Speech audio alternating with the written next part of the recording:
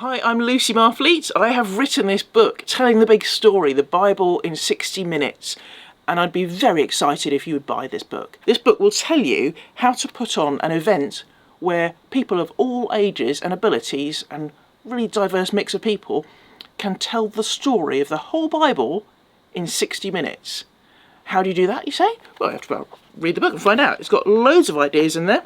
There's pictures done by people of all ages. There's scripts, including easy read scripts, and there's extra resources on the website as well.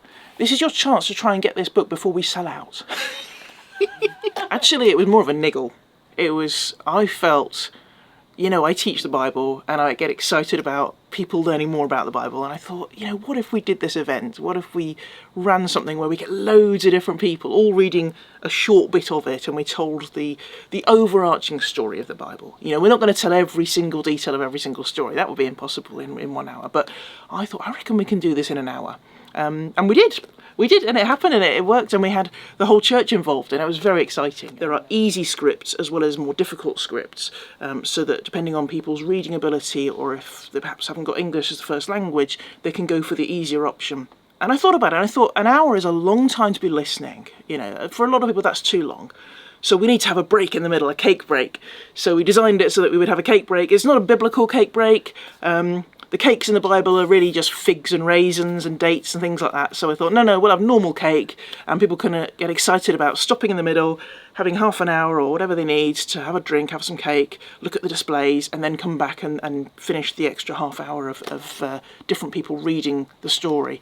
And it covered all sorts of things. It covered the main characters in Genesis and what happened through the Exodus and the wilderness wanderings, and then going into the land, and then the exile and the two different routes out, because you've got the northern kingdom and the southern kingdom, the restoration from exile, what happens in between the two testaments, what happens in the Gospels, the letters, and then Revelation, and the excitement about this story isn't even finished yet.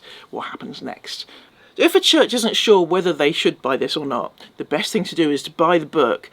The book explains the process that you would go through to decide, is this event right for us? And if you even decided, maybe this isn't the time, this isn't the particular community, and you could give it away to another community that would love it, you could actually find other resources within the book. It's not just about the event. There's all sorts of other things that might get a group thinking, we could do a creative display, or we could do a Bible through the foods of the Bible, or we could do some Bible study that helps people see the meta-narrative. So it's not just about the event. The event is the main part of the book, and if a church buys the book and thinks, I'm not sure about this event, they could still use other parts of the book.